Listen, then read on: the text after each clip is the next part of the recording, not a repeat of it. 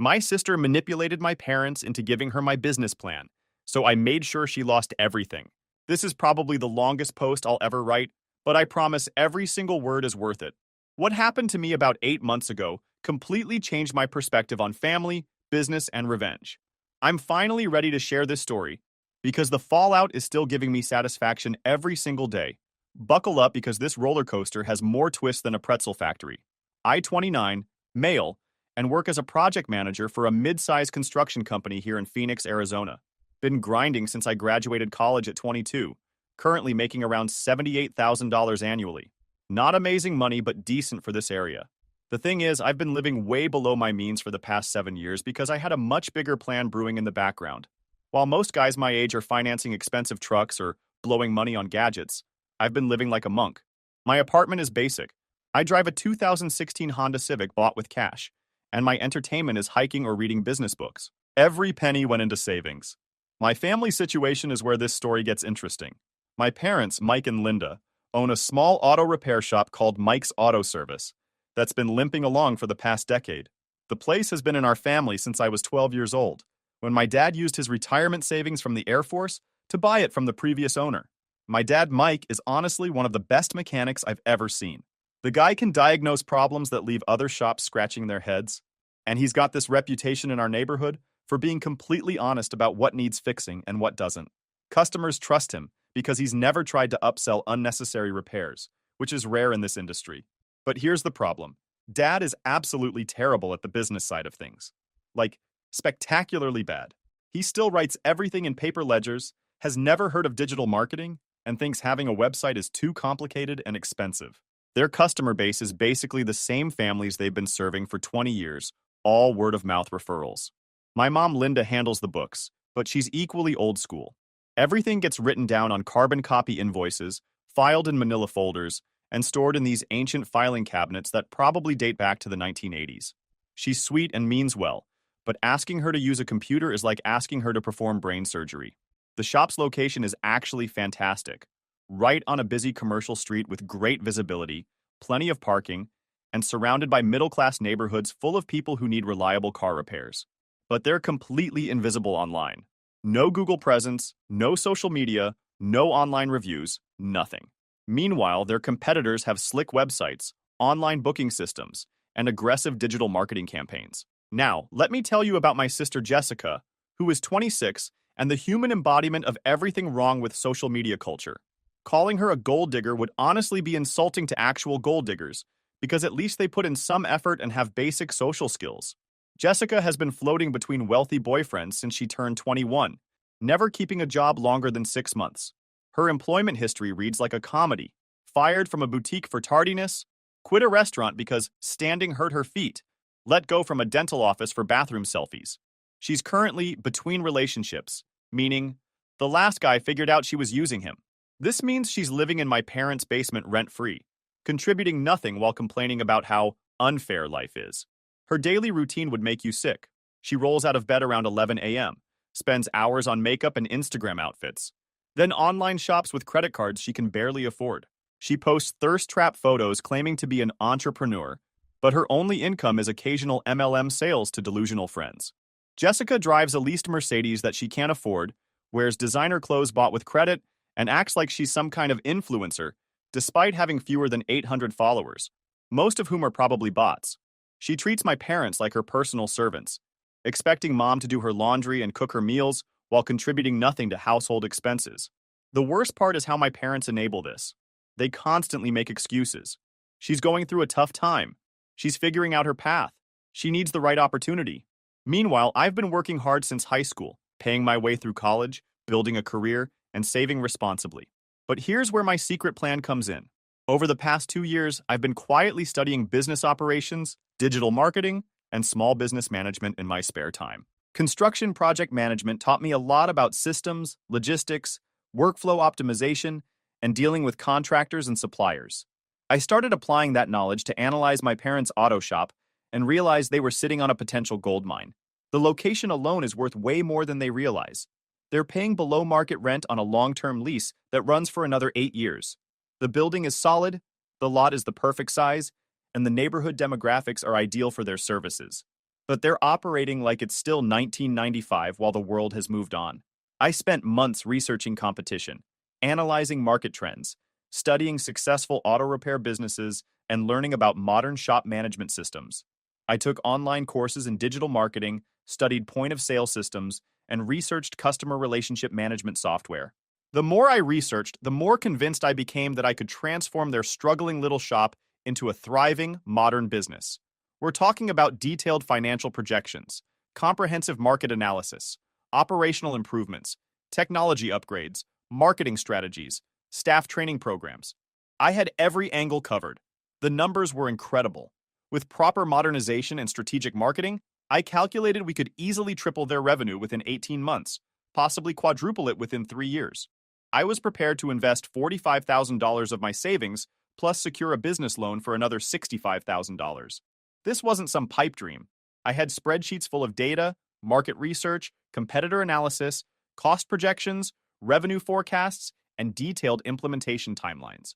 I'd identified specific vendors for equipment, software companies for digital solutions, and marketing agencies that specialized in automotive businesses. My ultimate goal was to propose becoming a full partner in the business, completely modernizing every aspect of the operation, and eventually taking over when my parents were ready to retire.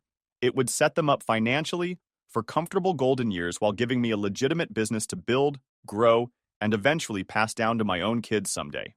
Chapter 2. The Big Presentation. When I finally revealed my master plan, after 8 months of preparation, I decided to present my comprehensive business plan to my parents. I chose Sunday dinner at their house because it felt more personal than a formal meeting at the shop. I spent the previous week preparing presentation materials, printed financial projections with color charts, a detailed PowerPoint presentation, bound copies of my market research, competitive analysis reports, and an executive summary document. I was nervous, but excited to finally share what I'd been working on. This represented hundreds of hours of research and planning. I genuinely believed this could transform not just the business, but our entire family's financial future. Mom, Dad, I want to talk to you about something important, I began, after we finished eating Mom's pot roast. I've been doing some serious research about the shop, and I think there's enormous potential we're not taking advantage of. I started with the current situation analysis. I showed them data about how much business they were losing to competitors who had embraced modern technology and marketing. I explained how customers today expect to be able to find businesses online, read reviews, book appointments through websites, and receive text reminders about their service appointments. Look at AutoZone's online presence versus yours, I said, pulling up their website on my laptop. They've got online appointment booking, detailed service descriptions, customer testimonials, and they show up first in every Google search for auto repair in our area. Meanwhile, when people search for your shop, nothing comes up except your basic business listing with no reviews. My dad's eyes started lighting up as I explained the diagnostic equipment upgrades that could allow them to handle more complex modern vehicles. With the right scanner and software, you could service these newer cars with all their computerized systems instead of having to refer those customers to the dealerships. Mom became really interested when I showed her the revenue projections. Tyler, these numbers look incredible. Are you sure this is realistic? These are conservative estimates based on what similar shops have achieved after modernization, I explained. I've researched 12 different auto repair businesses that went through similar transformations, and they all saw revenue increases between 200% and 400% within 2 years. I walked them through every aspect systematically. New point-of-sale system that would track inventory, manage customer data, and generate detailed reports. Digital marketing strategy including website development, search engine optimization, social media management, and online review generation. Operational improvements like customer shuttle service, online appointment booking, text message updates, and loyalty programs. The technology upgrades alone would revolutionize their capabilities. Modern diagnostic equipment, computerized alignment systems, digital inspection tools that could show customers exactly what needed repair, and shop management software that would eliminate paperwork headaches. The initial investment is significant, I continued, but the return on investment is spectacular. I'm prepared to invest $45,000 of my personal savings. Plus, we can secure a business loan for another $65,000. Based on my projections, we'll have the loan paid off within 18 months just from the increased revenue. I showed them detailed timelines for implementation, vendor recommendations with price quotes, marketing strategies tailored specifically to their customer base, and even plans for staff training and expansion. So here's my proposal, I concluded after about 90 minutes of presentation. I want to become a full partner in the business and help transform this into something really special. You'd both get guaranteed salaries that are significantly higher than what you're making now, plus profit sharing based on the business growth. When you're ready to retire completely in 5 or 10 years, you can sell your shares back to me for dramatically more than the business is worth today. Dad was absolutely beaming. Son, this is incredible. I had no idea you'd been thinking about this stuff so deeply. Some of these ideas are brilliant. Mom was nodding enthusiastically and taking notes. Tyler, how long have you been working on this plan? About 8 months of serious research and analysis, I said. I wanted to make sure I understood every aspect before presenting anything. That's when I heard footsteps coming from the kitchen. Jessica wandered into the dining room where she'd obviously been listening to the entire conversation from the doorway. Wait, hold up, she said. What's all this about the shop being worth a lot of money? I should have recognized the predatory look in her eyes immediately. It was the same expression she got when she spotted a wealthy-looking guy at a bar or saw a designer purse she couldn't afford. Tyler's developed a comprehensive plan to modernize the business, Dad explained excitedly. Make it much more profitable and valuable. Jessica's attention suddenly became laser-focused. Really?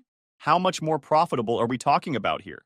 I hesitated because something felt off about her sudden interest, but Dad was too enthusiastic to notice my reluctance. Show her the financial projections, Tyler. Looking back, this was the moment everything started going wrong. But I was so proud of my work and so excited about my parents' positive reaction that I didn't see the trap being set. Jessica studied my charts and spreadsheets with an intensity I'd never seen from her before. I could literally watch her brain calculating dollar signs and percentages. So, like, the business could be worth $350,000 or more in just a couple years? If everything goes according to plan, probably closer to $500,000 within 3 years, I said. Maybe more if we expand into additional services, like tire sales or oil change packages. That's when Jessica dropped her bombshell announcement that changed everything. Wow, that's so amazing, she said with fake enthusiasm. You know what? I've actually been thinking about getting more involved in the family business too. This seems like the perfect opportunity. The room went completely silent. Jessica has never shown even the slightest interest in anything that involved actual work, responsibility, or getting her hands dirty. She once complained about breaking a nail while putting air in her tire. What do you mean, sweetheart? Mom asked, clearly as surprised as I was. Well, I mean, it's our family legacy, right? Jessica said, suddenly sounding very concerned and thoughtful. Maybe I should be part of making it successful too.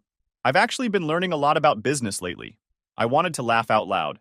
Jessica's idea of learning about business was watching reality TV shows about entrepreneurs and reading the occasional Forbes article about successful women.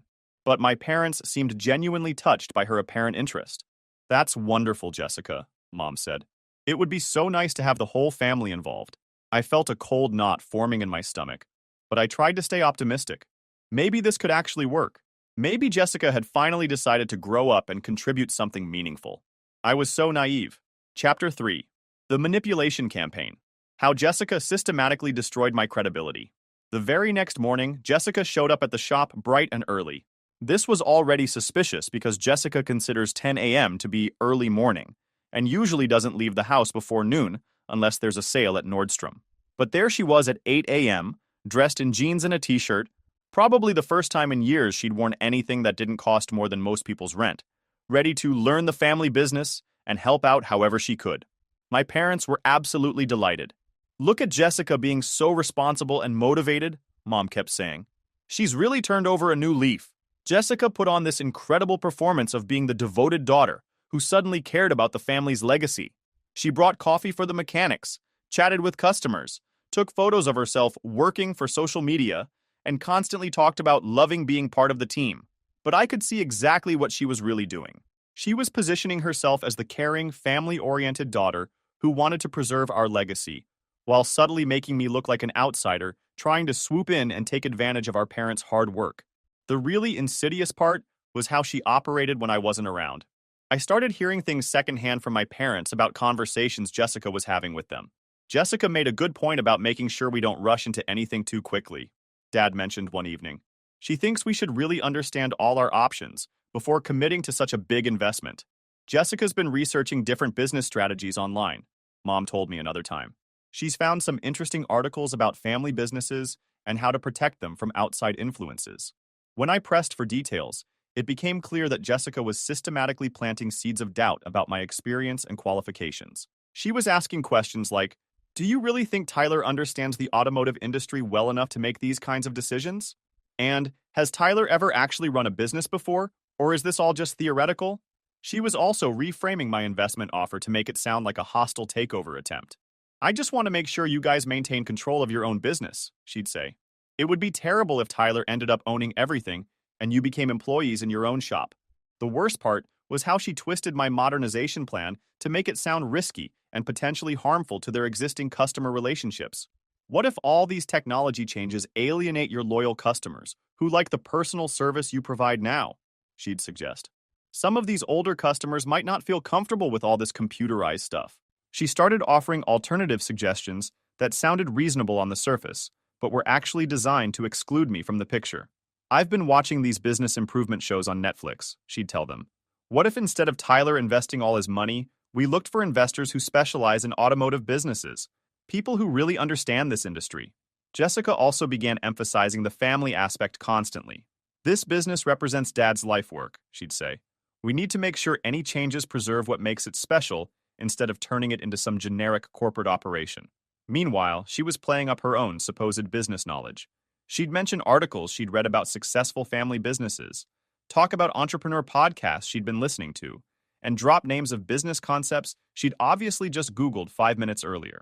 "I've been learning about customer retention strategies and brand identity management," she'd say, using buzzwords she clearly didn't understand. "I think we need to focus on leveraging our existing customer relationships while optimizing our market positioning." The manipulation was so subtle and gradual that my parents didn't even realize it was happening. Jessica was essentially conducting a psychological campaign to undermine my credibility while establishing herself as the family member who truly understood and cared about the business. 2 weeks after my presentation, my parents called for another family meeting. I assumed they'd had time to process my proposal and were ready to move forward with the partnership. I was completely wrong. "Tyler, we've been talking extensively about your proposal," Dad began, using a careful tone I'd never heard from him before. "While we genuinely appreciate all the tremendous work you put into researching this, we've decided we want to explore a different approach to growing the business." My stomach immediately dropped. "What kind of different approach?" "Well," Mom said, glancing nervously at Jessica. "Jessica has been so incredibly helpful lately, and she's had some really insightful ideas about the business direction. We think maybe she should take the leadership role in this modernization project." I stared at them in complete and utter disbelief. "Jessica? She doesn't know anything about business operations, financial management, project implementation, marketing strategies, or automotive industry. She's been doing extensive research," Dad interrupted, "and she brings a fresh perspective that could be valuable. Plus, she's family, and we trust her judgment completely." Jessica was sitting there with this satisfied, smug smile that she was trying to hide. "I know I have a lot to learn, Tyler, but I'm really passionate about this opportunity. I think bringing in a different viewpoint could be incredibly valuable for everyone involved." "What about my investment?" I asked, struggling to keep my voice steady. "Oh, we absolutely still want you to invest your money," Mom said quickly. "But Jessica would be the managing partner handling all the day-to-day operations and strategic decisions. You'd get your money back with interest, of course." I felt like I'd been punched in the stomach by a professional boxer. They wanted my money, my research, my business plan, and my expertise, but they wanted Jessica to get all the control and long-term financial benefits. "I need some time to think about this," I said, and walked out without saying another word. Chapter 4. The Complete Betrayal. How I Got Totally Screwed Over. I spent 3 completely sleepless nights trying to process what had just happened and figure out how to respond. Part of me was furious at being betrayed by my own family. Another part was hurt that my parents apparently trusted Jessica's judgment more than mine, despite my obvious qualifications and preparation. But I also genuinely wanted to help my parents succeed, and I kept trying to convince myself that maybe this could still work out. Maybe Jessica had actually learned something useful during her research phase. Maybe she could handle the responsibility with proper guidance and oversight. After those 3 miserable nights of overthinking everything, I decided to give it one more shot. I called another family meeting and prepared to negotiate terms that would protect my investment while giving Jessica the leadership role she apparently wanted. "Okay," I said when we all sat down again. "I've thought about this extensively, and I'm willing to move forward with Jessica as the managing partner. But I need some non-negotiable conditions to protect my investment." Jessica's confident expression immediately shifted to something more guarded. First, I continued, we need a comprehensive partnership agreement that spells out exactly who's responsible for what, including detailed job descriptions, performance metrics, and accountability measures. Second, I want approval rights on all major financial decisions since it's my money at risk. Third, I want detailed monthly financial reports showing exactly how the investment capital is being used and what results we're achieving. Jessica's face changed completely. That sounds like you don't trust me at all. This isn't about personal trust, I explained. This is about protecting a significant financial investment and ensuring the business succeeds. These are standard business practices that any professional investor would require. Well, I think all that legal documentation and oversight stuff is completely unnecessary, Jessica said dismissively. We're family. Why do we need all these contracts and monitoring and bureaucratic nonsense? My parents immediately backed her up. Tyler, you're being overly paranoid and controlling, Dad said. Jessica isn't going to misuse your money or make bad decisions. We've raised her to be responsible and trustworthy, Mom added. All these legal requirements make it sound like you're planning to micromanage everything, but I absolutely refuse to budge on this point.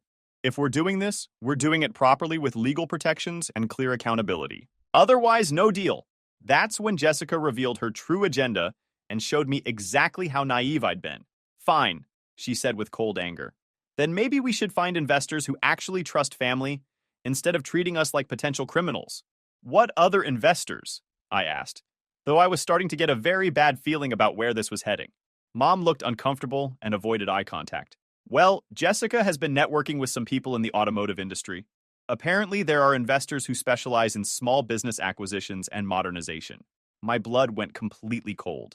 What people specifically? Jessica got that smug, superior expression again. My friend Ryan's father owns multiple auto shops across Arizona and New Mexico. He's been looking to expand his operations, and he's very interested in our location and established customer base. He could provide all the necessary capital for modernization without all these ridiculous demands for legal contracts and financial oversight. I finally understood what was really happening. Jessica was planning to cut me out entirely and bring in her connections from whatever wealthy guy she was currently targeting or hoping to attract. So you want to sell part of our family business to some complete stranger instead of keeping it within the family? Ryan's father isn't some stranger, Jessica snapped.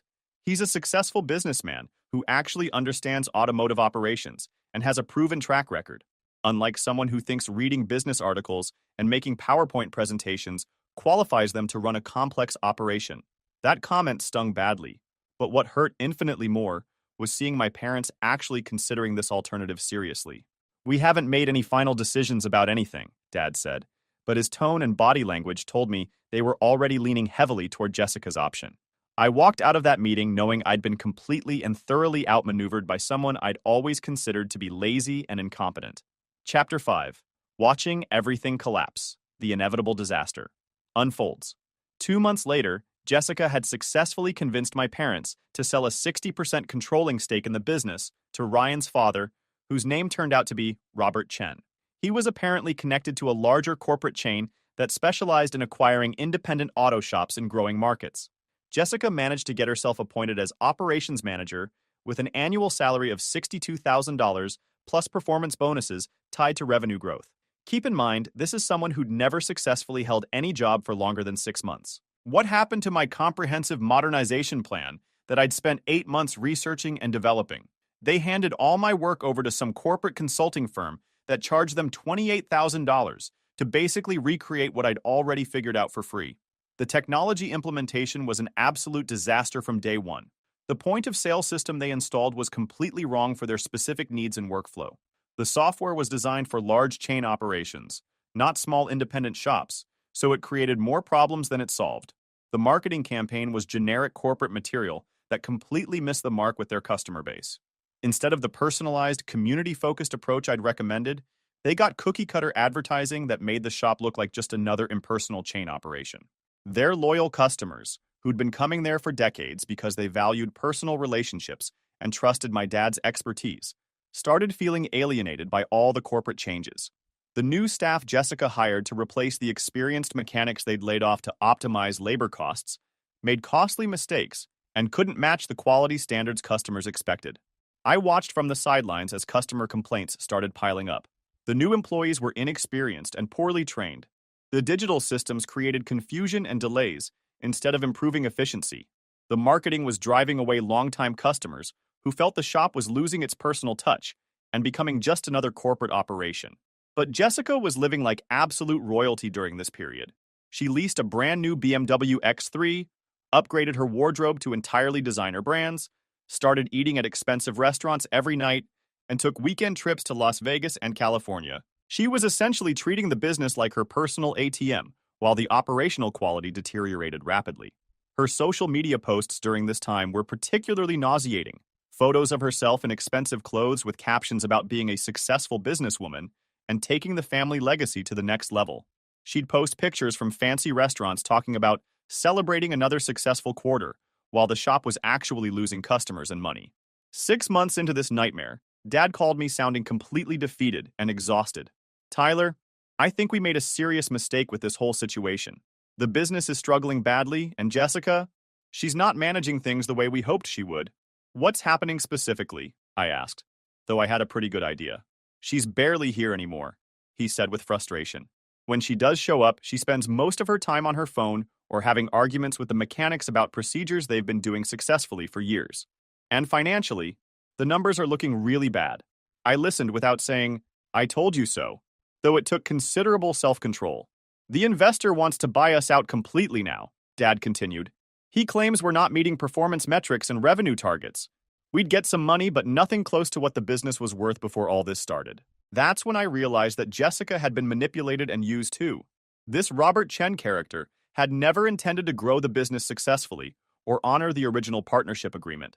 His real plan was to acquire the property and customer base as cheaply as possible, then either convert it to another chain location or sell the valuable real estate for development. "I don't know what our options are at this point," Dad said, and I could hear years of stress and regret in his voice. "We're trapped in this partnership agreement. We owe money we can't pay, and Jessica has no idea how to fix any of it." That's when I decided it was time to execute the plan I'd been quietly developing. Chapter 6. Gathering Intelligence. Preparing my nuclear option. Here's something I'd never mentioned to anyone during this entire ordeal. My months of research for the original business plan had uncovered some very interesting information about the shop's legal and financial situation that even my parents weren't aware of. During my property research, I discovered that the land had been rezoned for mixed-use development 3 years earlier, making it significantly more valuable for real estate development than anyone realized. The property was actually worth approximately $720,000 to the right developer, but my parents had no idea about the zoning changes because they'd never bothered to research it. I'd also noticed several problems with how Jessica and Robert Chen had structured their partnership agreement. The legal documentation was sloppy, full of potential loopholes, and probably not enforceable in several key areas. They'd obviously used some cheap attorney who didn't specialize in business partnerships. Most importantly, I'd done extensive research into Robert Chen's business empire during the early stages when Jessica first mentioned him. His successful operation was actually heavily leveraged with multiple loans against properties that were struggling financially. He was basically running a house of cards operation, using each new acquisition to secure loans that paid for previous acquisitions. I spent 2 months quietly gathering additional information and building my strategy. I contacted a college friend who'd become a commercial real estate developer and told him about the property situation and zoning opportunities. He was extremely interested and asked me to keep him updated on any potential availability. I also consulted with a business attorney who specialized in partnership disputes and small business law. After reviewing the partnership documentation I'd obtained, he confirmed there were indeed major legal problems that could be exploited if necessary. But the key to my strategy was something else I'd discovered through careful research. Robert Chen was financially overextended across his entire operation. His business empire was built on debt and barely profitable locations, and several of his properties were behind on loan payments. I spent weeks researching his financial situation using publicly available information: property records, business filings, loan documents, and court records. What I found was a pattern of misrepresentation and potential fraud in his loan applications and business partnerships. I gathered evidence showing that he'd inflated property values, misrepresented income streams, and hidden financial problems across multiple business deals. All of this information was publicly available through various government databases and court filings, but nobody had bothered to piece it together into a comprehensive picture. Then I prepared to make my move. Chapter 7. The Complete Destruction. How I Annihilated Everyone Who Betrayed Me. My plan had 3 phases, each designed to systematically destroy the people who'd betrayed me, while protecting my parents and giving them a better outcome than they could have imagined. Phase 1 involved my real estate developer friend. I contacted him and arranged for his company to make a formal offer on the property, $685,000 for the land, contingent on terminating the existing business lease and clearing any outstanding liens or partnerships. Phase 2 required my business attorney to examine Jessica's partnership agreement in detail and identify every legal vulnerability and potential breach of contract. The documentation was even worse than I'd initially thought, with multiple clauses that were contradictory or unenforceable. Phase 3 was the beautiful part that would destroy Robert Chen's entire operation. I'd discovered that he'd misrepresented his financial situation to multiple lenders, inflated asset values in loan applications, and hidden losses across his business empire. I made anonymous reports to the appropriate regulatory agencies, pointing them toward publicly available information they might want to examine more closely. I wasn't doing anything illegal or unethical, just highlighting discrepancies that were already in public records for anyone who bothered to look. I also sent anonymous tips to the banks that held his various loans, suggesting they might want to verify the asset values and income statements he'd provided in his applications. The dominoes started falling faster than I'd even expected. First, Robert Chen's loans got flagged for immediate review by multiple banks. When they started examining his assets and financial statements closely, they discovered he'd been systematically inflating property values and hiding losses across his entire operation. His loan applications contained financial information that didn't match his actual tax returns, property assessments, or business income statements. He was suddenly facing serious financial scrutiny and potential fraud investigations. This meant he couldn't make the payments he owed my parents according to their partnership agreement. When they tried to collect the money he'd promised, his attorneys informed them that the partnership was improper.